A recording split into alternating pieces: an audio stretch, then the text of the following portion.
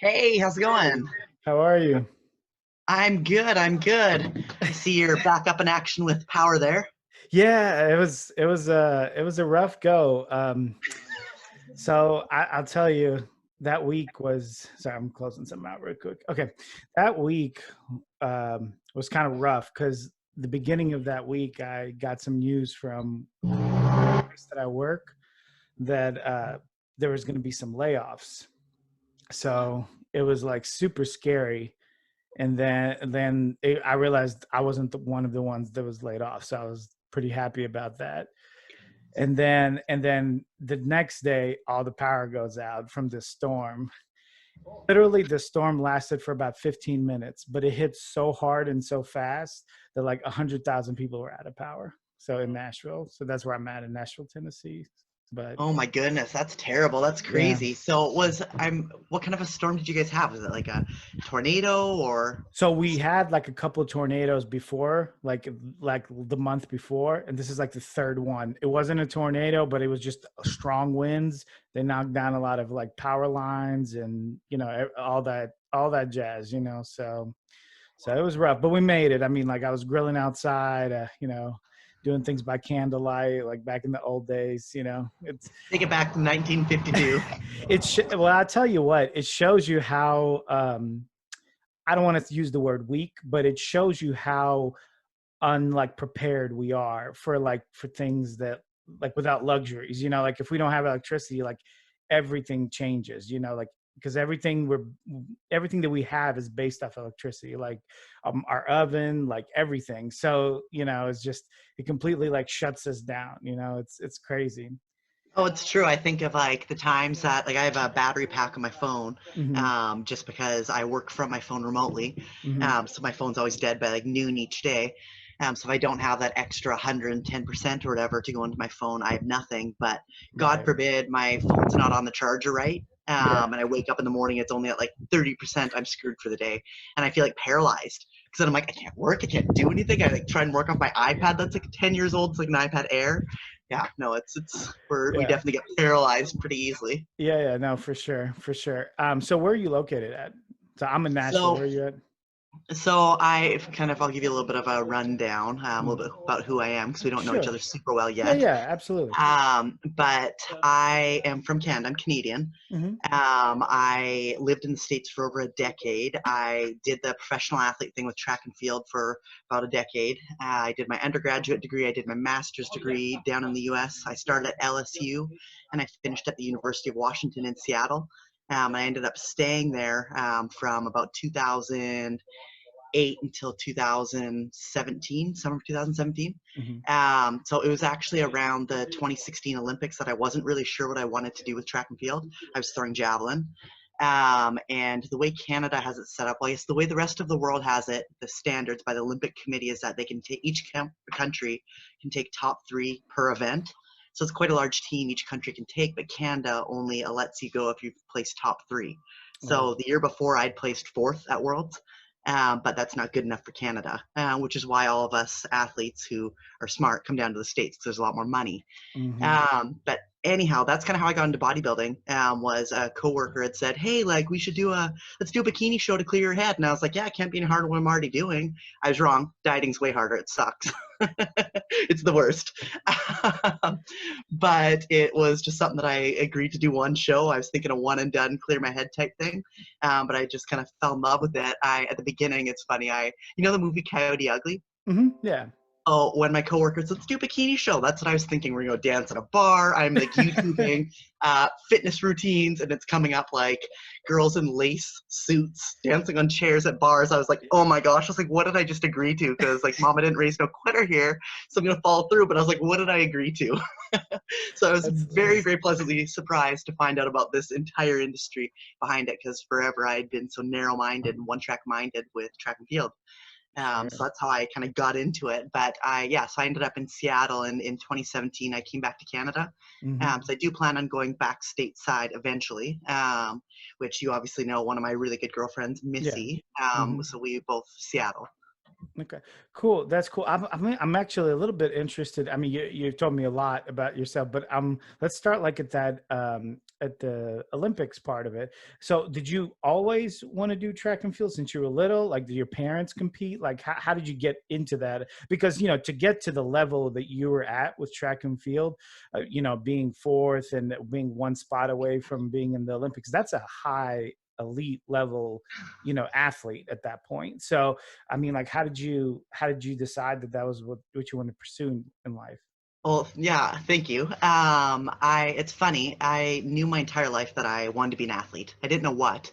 It's funny. It was what year was that? When I was in grade 3, there was an Olympics that year, a Summer Olympics, and my grade 3 teacher, Mrs. Bradner, um, had us all make gold medals. So what we did was we had like, I don't know, a cutout of cardboard and put tin foil around them, and she put a masking tape piece on the back, and we wrote what sport we wanted in. So I'm like football, baseball, basketball, hockey, like all these sports that women really don't play. Like, let's be honest. Mm-hmm. Mm-hmm. So, but that was my goal. So from that point on, like I was always very athletic. I grew up very athletic. My parents were fairly athletic growing up as well. So I played any and every sport that I could. That definitely kept my brother and myself out of trouble because we were always every night we were running to one or two different sports. So I always played sports. Basketball and soccer were kind of my main sports. Mm-hmm. Um, with that, I had to make a tough decision to choose track and field to continue with, although I lettered in 5 sports all the way through high school.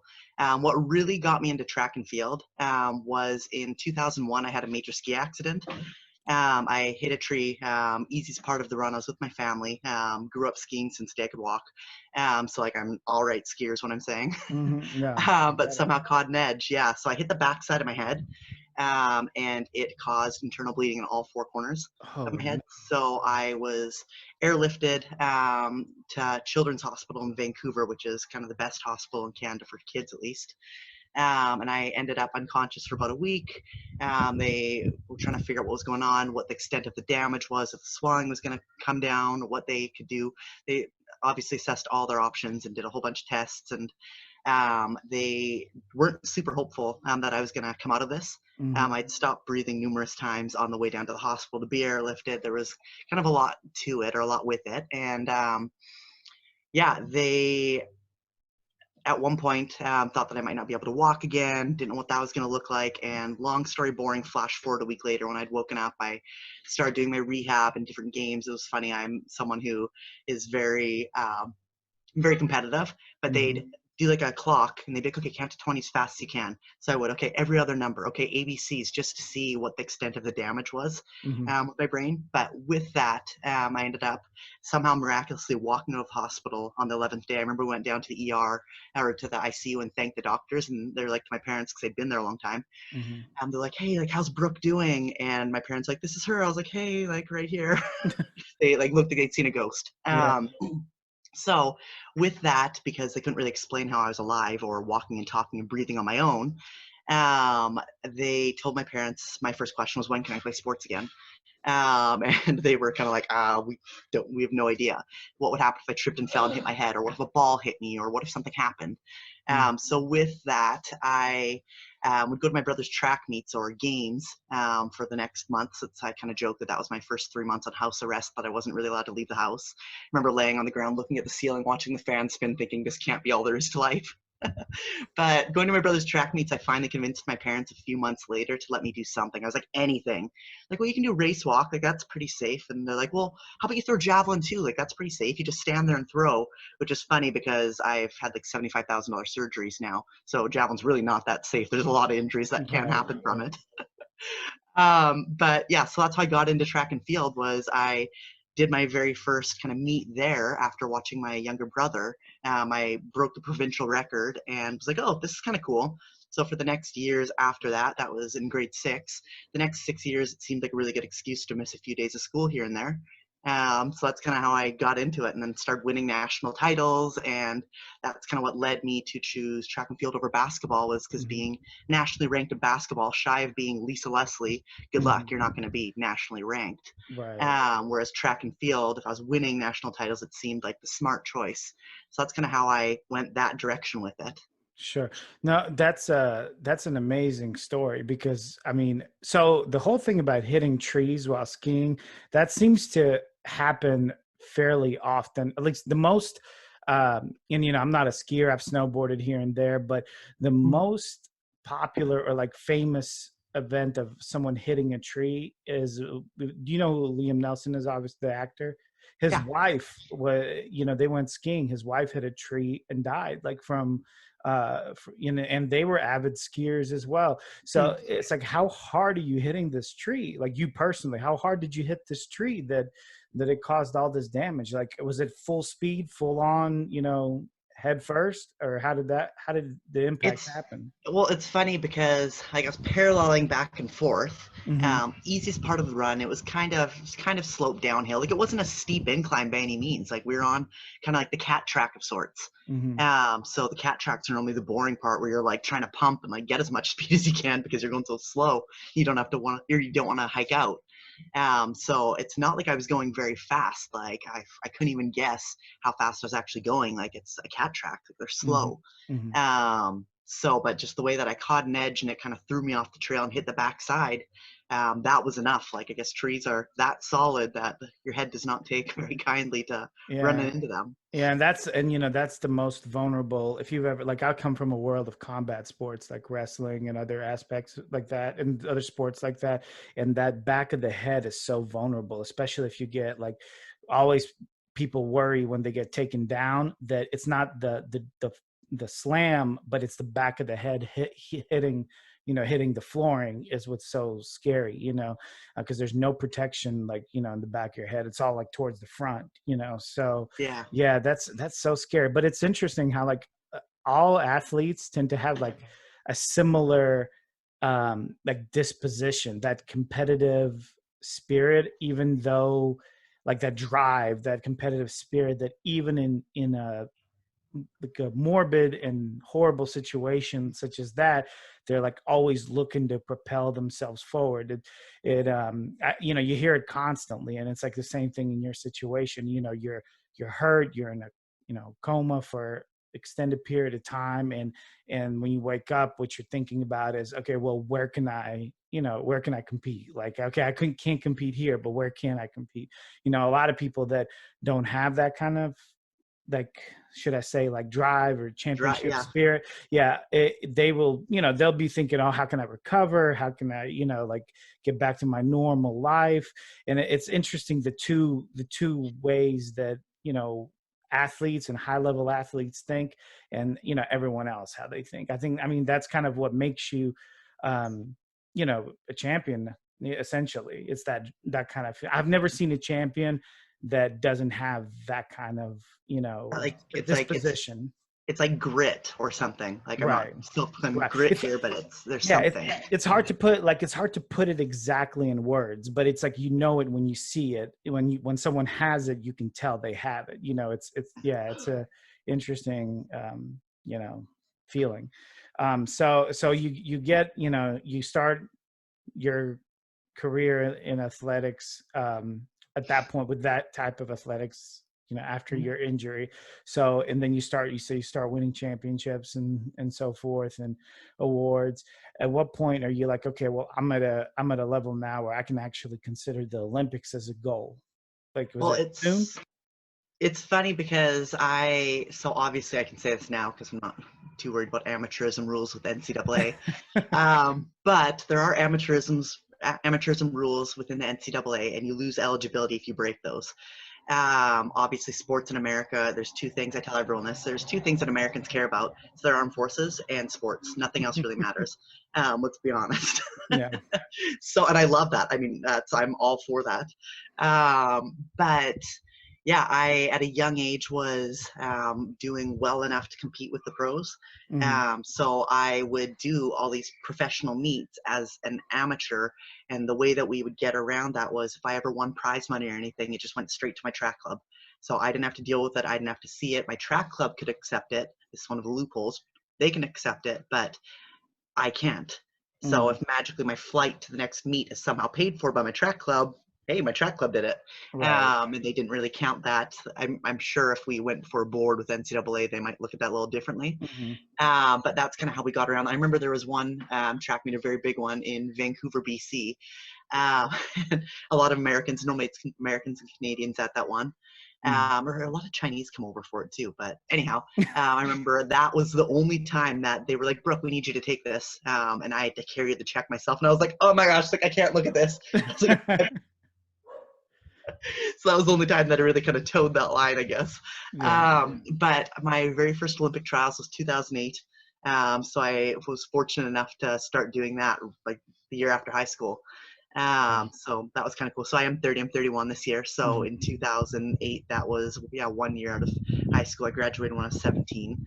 Mhm. So yeah, so I was very, very fortunate to get to do that at such a young age. Yeah, And track and impressive. field isn't, thank you, it isn't anything like gymnastics. Obviously, gymnasts peak when they're like, what, 15, Mhm. 17. Mhm. So you don't see a lot of 30-year-old gymnasts. Right.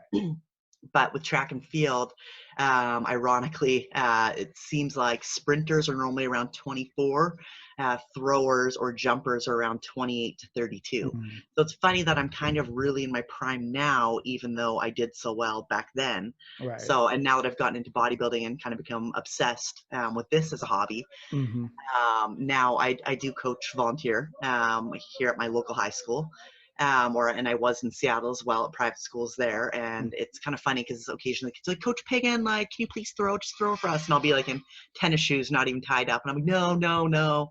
And eventually I twist my arm. I'm like, okay, fine. Then I do. And I'm kind of like, oh, wow, I can actually do this. So any of my chiropractors or physios that I see now, they're like, Brooke, somehow bodybuilding's like complemented what you're doing before. Mhm. Like I've gotten rid of so many imbalances. Think as a figure competitor, we like to have those big wide backs. Mhm. I only could have dreamt of having a back the way that I do now when I was throwing competitively with track and field. So Mhm. it is an idea in my mind. Do I go back? Do I make another run at it now with the Olympics being moved out another year? Should I? Like I See. could. My best friend was going to retire after this year after doing her third Olympic Games as a javelin thrower as well. We ironically both won our first national titles in 2004 together in different age groups. So how fun would that be for her Yeah. to go out with a bang and for me to go out with a bang and do the same Olympics? Because now I've actually gotten stronger, gotten rid of imbalances. And no, I'm not squatting 455 pounds anymore. Like I hardly go over 225. And Mhm. I don't need to as a bodybuilder. Right.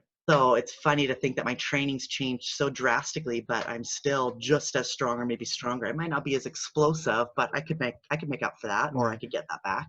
It's interesting because you were you're falling into like the whole thing about coming back. It seems like everybody always does that. They like retire and then they're like want to You're like, come oh, back and then and then they retire again and then want to come back. It's hard, right? It's hard to get away from something that you love to do, you know. So do you? So how was your training? So transitioning into like kind of bodybuilding and so forth. How was your training different from like your athletic competitive careers, javelin throwing, and then yeah. you know bodybuilding? Like was there any correlations? Were they completely different? Uh, yeah, So so it's funny because you can the more that I get into it, and so I am also a personal trainer. I got certified in mhm, 2005. And a lot of what I did was a lot of certifications then thereafter to coach elite athletes, kind of in what I was doing or in sports. mhm, So kind of coming back around to call it the common world or civilians or normal people. Now merging it all together, the more and more that I get into this, or the older I get, the more I realize that things really do complement each other. No, I'm not doing clean and jerks and snatches right now as part of my aesthetic building endeavors. But could I? Yeah, that'd be a heck of a way to do cardio and burn calories and get shredded. Like it's not going to hurt me to do that. mhm, But the way that I train now is I do split body parts, as most bodybuilders do. Like you don't hear of many bodybuilders that train their entire body, full body workouts every single day of the week.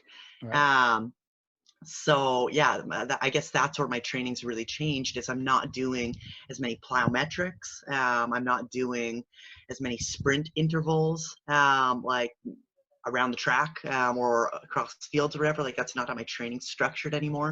I'm not jumping over hurdles or doing hurdle mobility or different things to increase range of motion.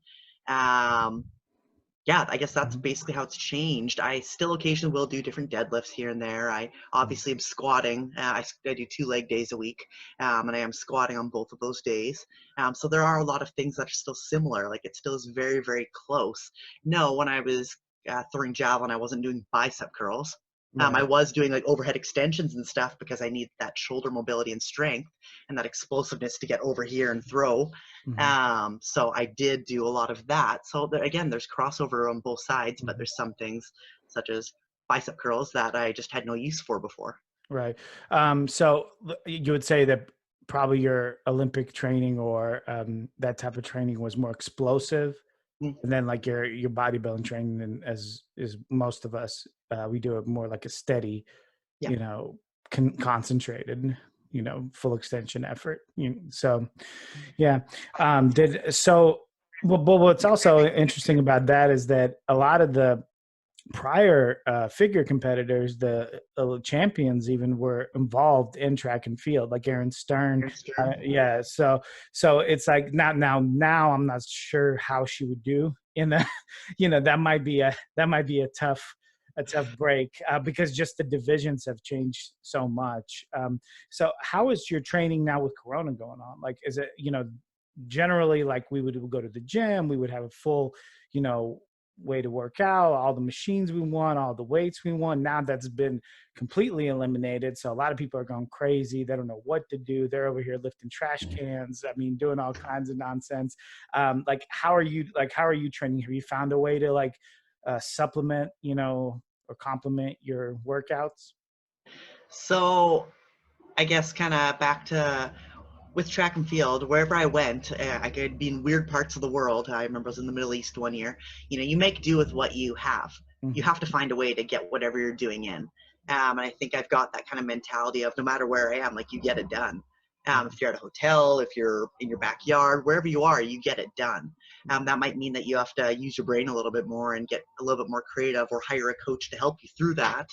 Hmm. But there's always a way, and that's kind of, I guess, the mentality of if there's a will, there's a way. Sure. So for me with this coronavirus, a lot of my training, I'm very routine oriented, regimented. That's the word I'm Hmm. looking for. Yeah, you got it. I'm very regimented. Yeah, I was like, um, Both work. Whichever one you chose was fine. we got weird wording here in Yeah, Canada. No, I'm just no kidding. worries. So really, if you're trying to get a pump, if your whole goal of aesthetics is to get a pump, you can do that anywhere. Mhm. Like you don't need 225 pounds to put on your back and do something. You can still be doing body weight things or with bands, or so I do have some weights and things here at my house Mhm. to be able to supplement in. But at the end of the day, you're still moving. It's still intentional movement, intentional blood flow to whatever body part you're training. Mhm. Oh, well, I don't have a squat rack or a Smith machine rack or a leg press. Do you know how hard doing 50 meters back and forth like 4 or 5 times with even a 45-pound plate is of lunges? Like that's super hard. Oh My yeah. legs, and I never get sore, but doing some of these things have actually allowed me to break down muscle in a way that I haven't in a long time, that I am getting sore, but I'm actually growing in different ways that I didn't ever think that I would or like didn't foresee coming. I was set to do the Arnold Classic in Australia, middle of Mhm. March. Mhm. So after competing at Pittsburgh North Americans last August, Missy and I had talked about different shows that we could both do. So her as a pro, me as an amateur. I haven't quite won that pro Mhm. card. So we're like, what can we both do? And she said, well, I'm going to do the Arnold Australia. And I was like, I'm in. I was like, let's do it. So her and her husband are going to go over. Me and maybe one of my friends are going to come over, and it's just going to be a good time. Yeah. Obviously, the coronavirus kind of derailed that a little bit. But for me, I had put my head down, kept my nose down, grinded through. And the day before my flight was when I decided not to do it. But I was bringing what I think was a winning package. It Mhm. was the best I've ever looked, the fullest I've ever looked. I think I am lucky in having been an athlete my entire life. I think about lifting weights and I seem to grow. It's the getting lean that's the hard part for me, if anything. Mhm. So I feel like you can't have best of both worlds. It's always one or the other for people. Yeah, I'm So in the same boat with you. Like I can put on muscle like nothing. I mean, it's literally takes nothing. But the dieting, the leaning out, that's the most difficult part, you know, of the process for me. For some people, it's totally the opposite, you know. So totally. No, yeah, no, totally. And it's funny because I can starve and move and not get any further ahead because then your hormones start to freak out. You're stressed, too much cortisol, your body hangs on to everything, and then you're really kind of no further ahead. sure. So it is a fine balance or delicate balance of learning your body and figuring out what works. And it's the same in your workouts. Like for me, I know we were talking, I was using an example of bicep curls earlier. I actually don't train arms anymore because I don't need my arms to get any bigger. Hmm.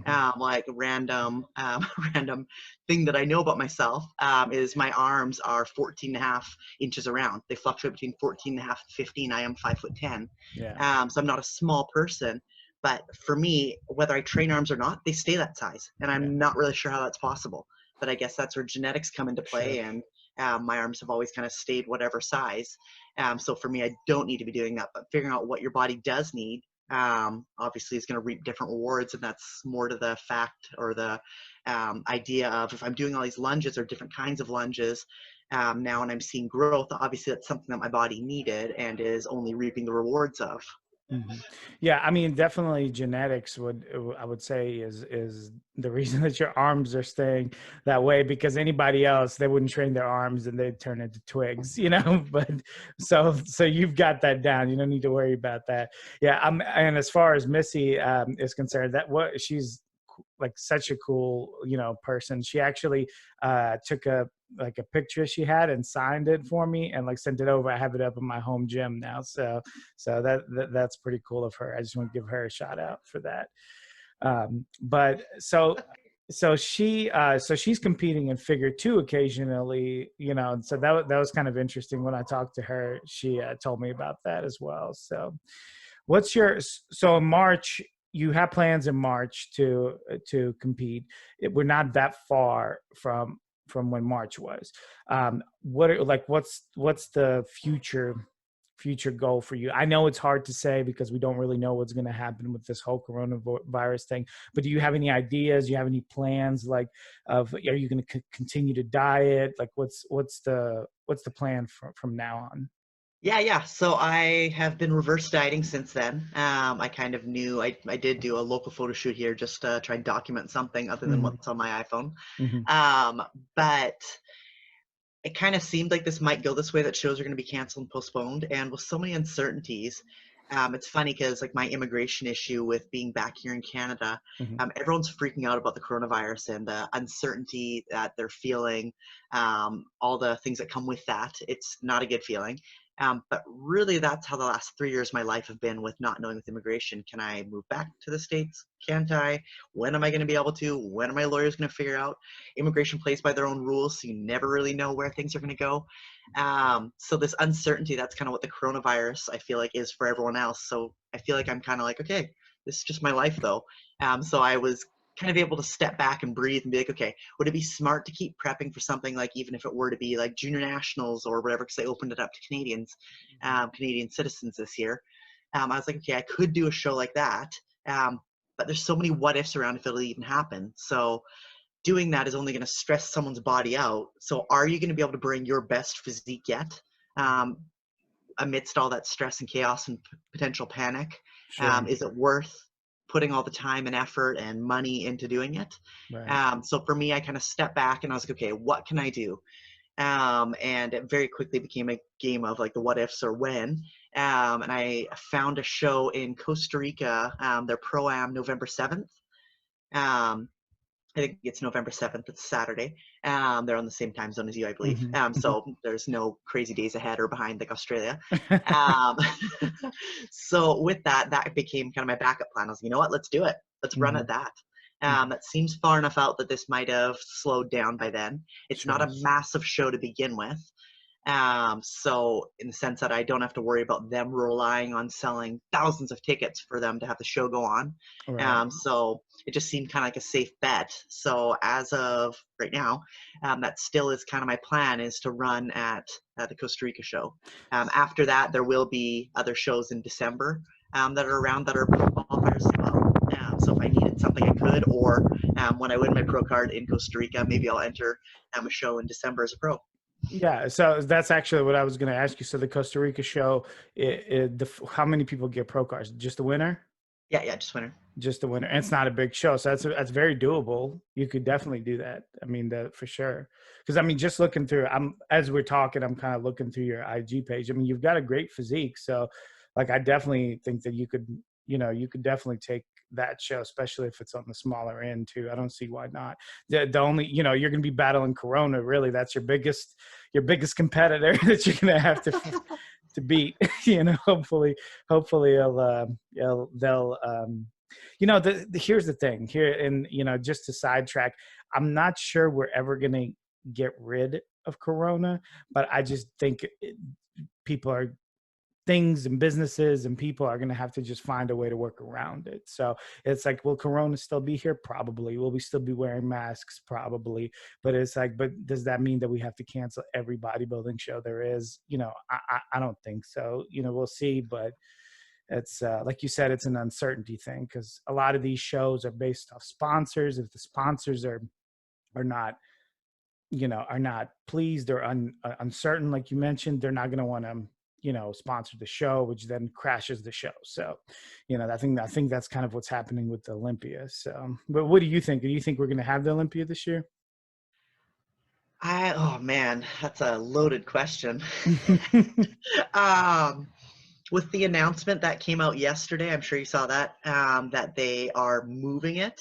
Mm-hmm. I wouldn't be surprised if it gets moved to December, Yeah. because it's far enough out, it's safe, Mm-hmm. um, that they would be able to. I mean, Vegas will be open back up, if it's even in Vegas. Who knows Right. where they'll have it? Maybe they'll move it out to Nashville, where it's cheaper to rent buildings, Yeah. right? Like, that'd be kind of cool. Maybe.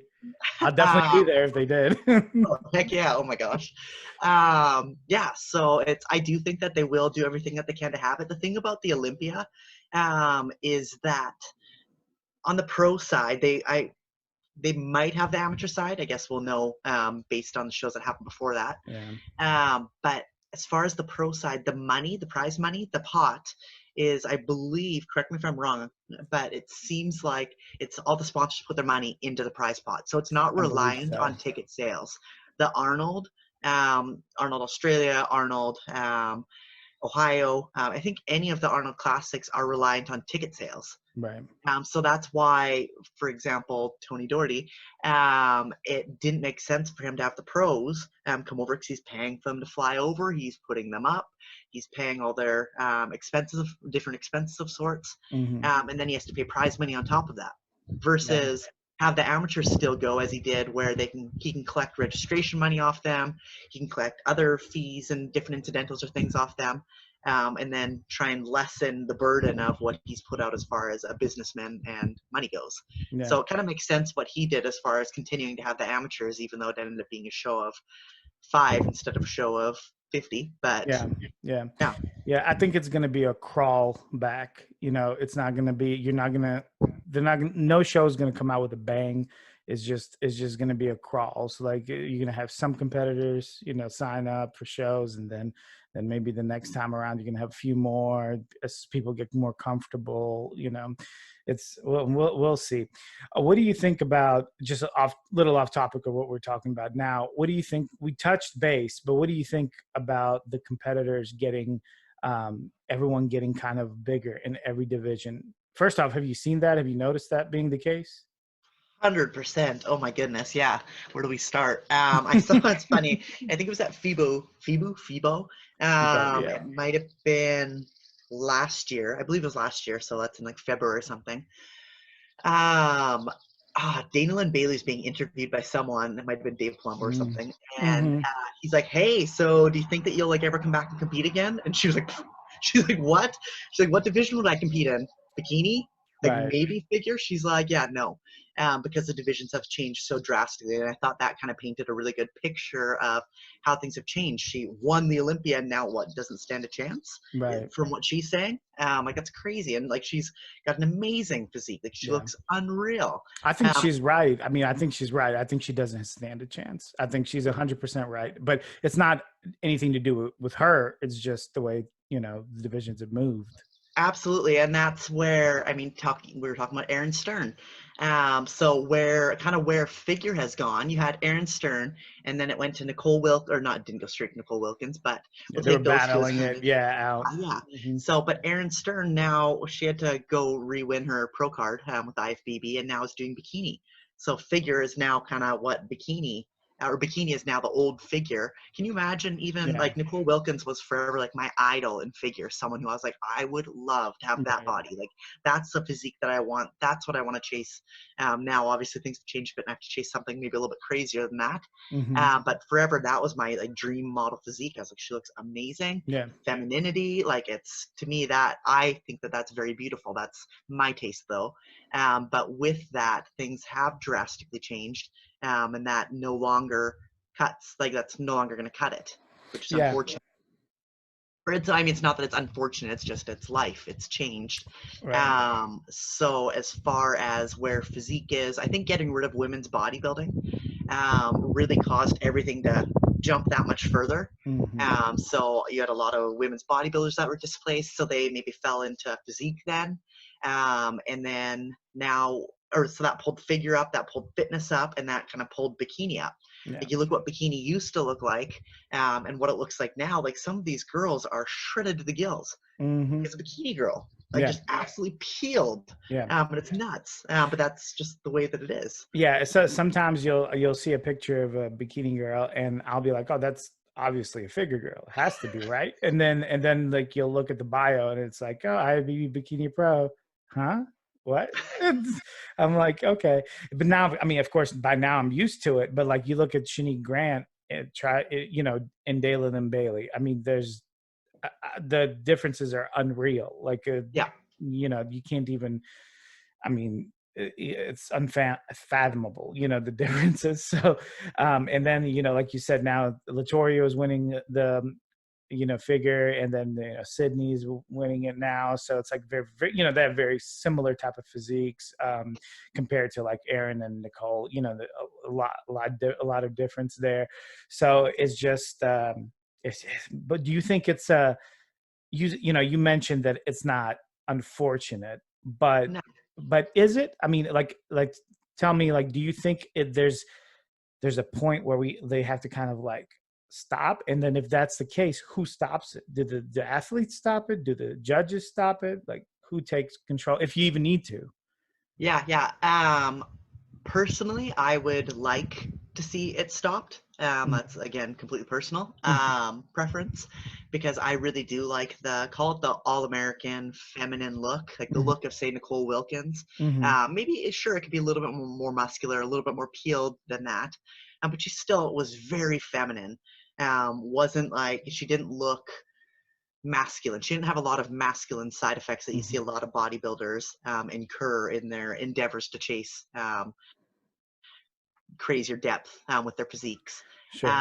But that's, yeah, I do wish that it would stop. And I think that it has to start with the IFBB not rewarding it at any shows, amateur or pro. Like it's almost like, yeah, pat the dog on the head when he's barking at the mailman. But what do you think he's going to keep doing? Yeah. Bark at the mailman. So I feel like that's kind of what has to happen, is it has to start at the stop, because or the top, because athletes are constantly, okay, what do the judges want? What does Sandy want?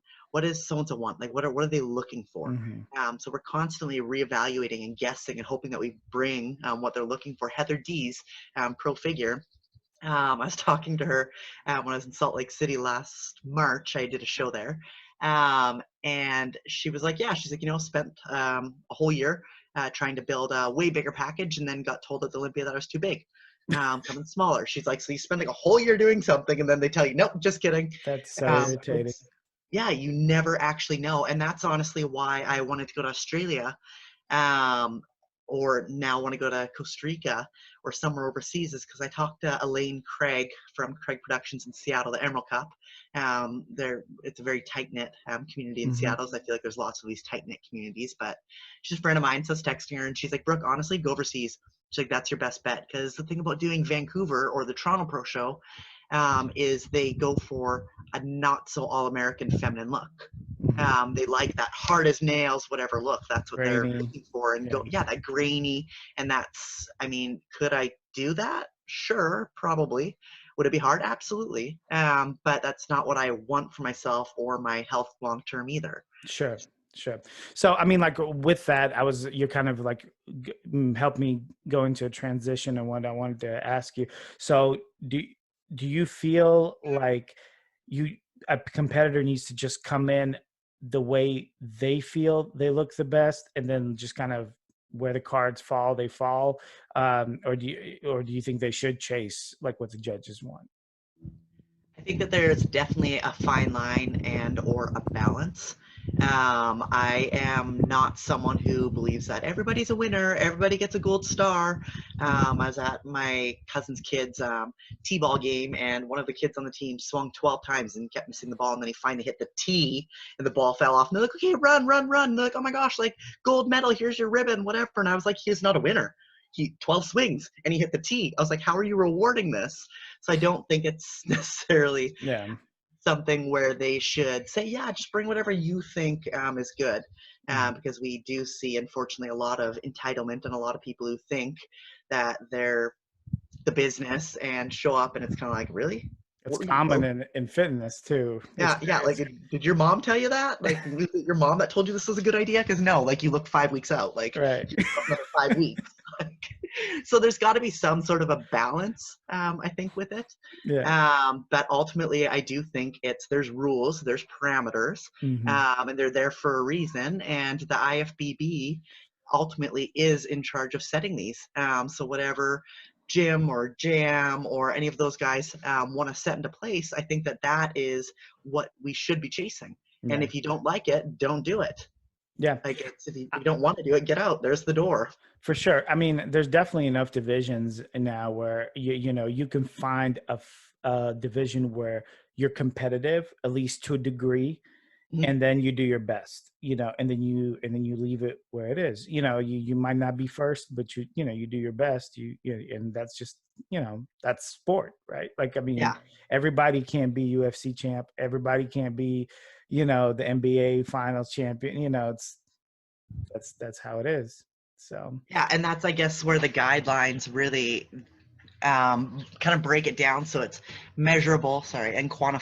quantifiable. And that's where, okay, like Michael Jordan or Lisa Leslie, Kobe Bryant, what they did was measurable and quantifiable, and that's what makes bodybuilding so hard is the subjectivity of it. Yeah. Um, but and that's where I think has it gone twice before the Olympic Committee to bring bodybuilding to the Olympics, make it a sport. It's gone once or twice.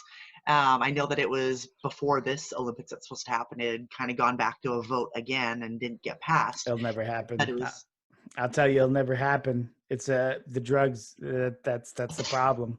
It'll never because, happen. but if you look at all of these, call them big natural federations, look at the bulk amount of people, not like the top person, because you're going to Sure. have the Aaron Stearns and whatnot that do look really good natural, Hmm. or natural. Right. Right. Um, but with that, the bulk of the people, you're kind of like, oh, really?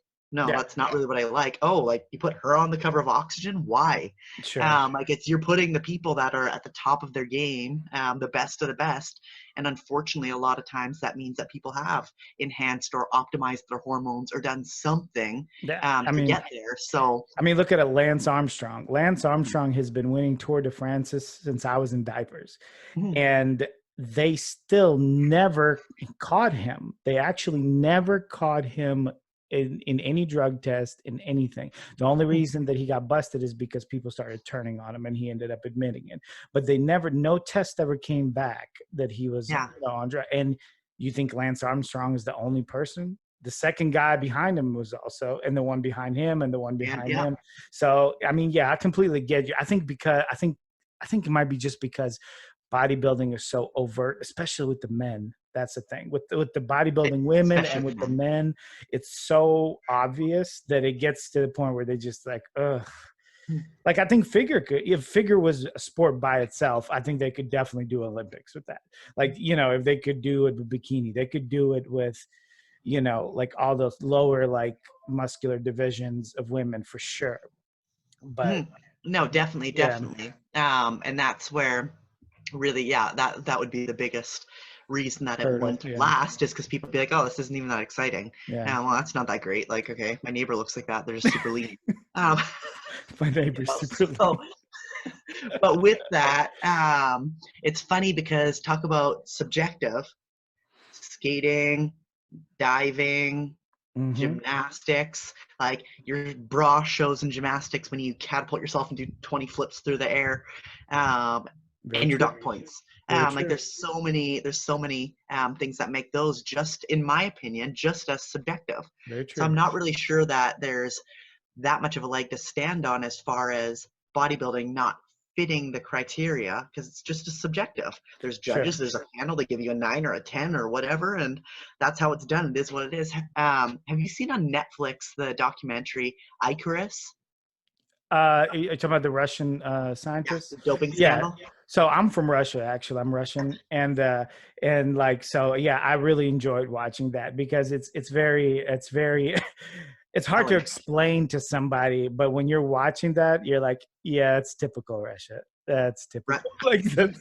Totally, but it's funny because, okay, so in my years as a professional athlete, anytime I did get drug tested, you have to pee into a cup. They watch you. It's funny because the way that they make you do is, as women, you tuck your sports bra or your shirt under your sports bra, and your pants or shorts or whatever you're wearing have to be at your ankles, just so there's no way that you have a fake bladder or a string or whatever. Right, right. A way of cheating. So Hmm. you pee into a cup, you bring it over to the judging table, whatever, and you have to physically pour it into the A and B containers that they Hmm. talk about in Icarus. Right.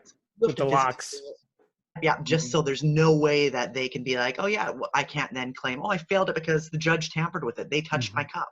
Right. No, I do it myself. So I pour it, I seal it, snap, snap, snap. Hmm. They put the stickers over it or whatever, which kind of seal down the side. Those mean nothing, but brownie Hmm. points, I guess. Sure. But that's what's so crazy is I've fiddled with those. There's no way you can open them. So however the Russians figured out. Yeah, they had a machine. From what I remember on the video, which actually that makes me want to watch it again after this So good. episode. I might go see it again. But they had some kind of machine, and they had like this was so I guess like the difference would be like, so obviously we all know a lot of athletes take performance enhancing drugs. The difference was that like in America and Canada and other places, they're more like individualized, right? So like a person might decide to take it, or a team might decide to take it. In this case, it was like it was state sponsored. Like, so it was like they had like FSB, which is like KG, like old Yeah, KGB was, it was like working there, taking the stuff. Then they would take it to a machine that would unlock it, and then they would like do whatever they did. I can't remember everything, but it was yeah. a whole like process that they did to get that if it wasn't for him, if it wasn't for that scientist as a whistleblower, Yeah. they would have kept doing it for years. So Oh, 100%. But in watching that, that really kind of made me think, not that I've lost hope in all of humanity, but that made me think, what other countries are doing this? oh, Like, a ton, is I'm this sure a ton. something that kind of like how when we started off here and I told you about how I couldn't see a check or anything, amateurism rules, Hmm. don't get caught. Um, Everyone skirts the line, jumps through loopholes, but God forbid you're one of the 1 in a million that get caught. That sucks. You lose a year of eligibility. Sucks to be you. Sorry. Um, is it that kind of a thing where it's like, oh, sucks if you get caught, sucks, or it's okay if you don't? I'm not saying that I'm a proponent of it or think that people should cheat by any means. I would hope that everyone would have a super strong moral compass, but let's be honest, some Right. people don't. So, how many other countries or other people are cheating? Right. Because that's Well, what it is. yeah, well, statistically, from what I remember reading, performance enhancing drugs have been used in sports since like the early like 40s, Mhm. 30s. So it's not even anything that's just recent. It's become more sophisticated, but it's always been around. When we think about, I don't know if you remember, they mentioned it in the video, but I even remember when I was younger, like East German women were like champion swimmers. No one could even touch their records, but that's where the whole stigma of German women being like men came about. You know how people always say, "Oh, German women, they're so man," they're kind of Yeah, like yeah, manly. Well, it came about from that because all those girls were on Debo, and that's why like they were so androgenic and masculine. But like at the time, nobody like really, kind of knew what was going on. Now they would, but that was back in the, 60s, 70s. So Yeah. yeah, it's a whole history there. But I guess that's where they would have to, I know kind of divulging here, but Hmm. they almost would have to have like a here's your range and here's not your range. You said you put on muscle really easy, and I know I put on muscle really easy. So if you look at, say, our testosterone or free testosterone ranges, we might be at the top of the range, or God forbid, a little bit outside if the government preset one size Right. fits all ranges. So it's like for the Olympics, they almost need to, I know that like the way that it works is here's the range and here's the variance. If you're outside of this variance sector, then obviously you're not natural. Obviously you're using something. Right. So that's the way that they kind of do it. But they would almost have to do that with bodybuilding as well, I think, to be able to change these divisions Yeah. as well, or to, God forbid, I mean, put bodybuilding into Olympics. They'd have to have Right. variances or change it around because they're clearly not being strict enough about these things Oh, because of people course are not. able to get around cheating or find ways. Okay, so amphetamine, 3-day half-life or whatever, it's out of your system, you're good to go. Right. Like there's tons of hacks or things around these, which as we get smarter and evolve more and more, people are finding out different or better ways to test themselves, to get around tests, Sure. to optimize their vitamins, minerals, hormones, protein intake, their different consumptions. Like it's as we evolve, we're getting Yeah. smarter and learning so much more about these things Yeah. and learning what benefits. Like imagine even something like vitamin D, which really is more like a prohormone. Imagine people knew that they should be taking X amount of vitamin D a day rather than not taking any at all. How that would have helped them. Yeah. Wouldn't as often, or like it could have dramatically made an impact and changed things um, decades ago. Sure. Sure. No, I mean, you're absolutely right. So one thing I wanted to ask you. So forget the Olympics, like forget bodybuilding and Olympics. You're the IFBB, and I've made you the IFBB. You're the IFBB now. Congratulations. And so, do you eliminate women's bodybuilding? No. And the reason why I wouldn't is because you're always going to have those people or that grouping of people that want to chase um, that extreme amount of muscle, that depth of muscle, that masculinity. There are going to be people who want to push the envelope as far as they can with that. I don't think Mhm. you're ever going to get rid of those people. Just like you're not going to get rid of people who want to do bikini. Like you have to have kind of both sides of it.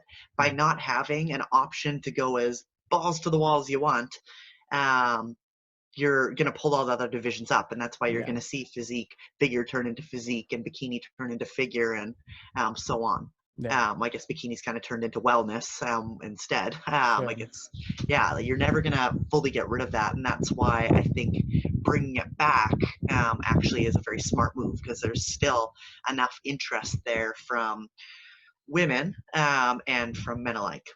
So you think it's like it creates, and like I never thought about it this way. So that's actually a very interesting way of thinking it. Like I always thought, oh well, they bring back women's bodybuilding, so it escalates things. But what you're saying is because they brought women's bodybuilding, it like almost caps it. So it's like, it kind of like, okay, well, this is as massive as you want to get. You're going to be in Here's your bodybuilding. free for all. Yeah, yeah, that's it. But it's like that's just go there then. So interesting. Yeah, that's a good point of view. Okay. Well, hey, we did. I think we did over an hour. So, but I could talk to you for hours. This is great.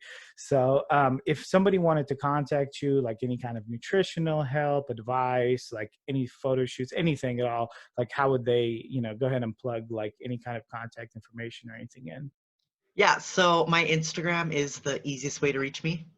So it is my name, just my name, Brooke Pighin, which I'm sure will be on here, BROOKEPIGHIN, super easy. Yeah, just reach out to me on there. That's the easiest way to set up, whether it's people who are looking for nutrition or fitness or photo shoots, whatever it is. I love hearing from people. I do my best to get back to everything at least within 24 hours time. I know sometimes things are crazy. But yeah, no, it's by all means, Awesome.